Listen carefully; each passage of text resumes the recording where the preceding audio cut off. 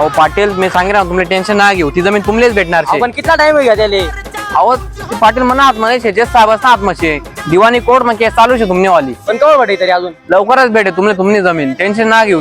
वकील साहेब माझ्या पोराला वाटवून घ्या ना. काय केलं तुमच्या पोरांनी? माझ्या पोराने ना बाजूवाल्याचं संडासचं डब्बं चोरलं. तुम्ही टेन्शन ना घेऊ. तुमच्या साहेब. पोराला सांगा त्याने ते डब्बं कुठे ठेवलं काय ठेवलं विचारपूस करा जरा. हो. मग ते समोरचे ते वादी येते त्यांची केस वापस घेतील तेव्हा हो. तुमचा पोऱ्या वाचल. हो ठीक आहे ठीक. साहेब ऐका ना, काय झालं आता? तुम्हाला काय सांगू, माझी बायको माझ्यावर निश्चित जुलमा करते हो. मला भांडे घासायला लावती, धुणं धुवायला लावती.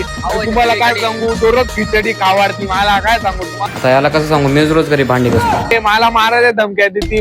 ती भाजी अरे मी चहा ठेवतो बाई, तुझा जीव मेने तुझा जीव वाचवून मी पहिले. तुमच्या बायको असून गाडी मात्र धक्का लागणार नाही. तुमच्या जीवाला काहीच हानी होणार नाही. माझं कोर्ट मॅरेज करून द्या ना. कोर्ट मॅरेज करायचंय ठीक आहे. आई वडिलांची परमिशन घेऊन या लगेच कोर्ट मॅरेज करतो. त्या परमिशन शिवाय मी कोर्ट मॅरेज करून देणार नाही तुमचं.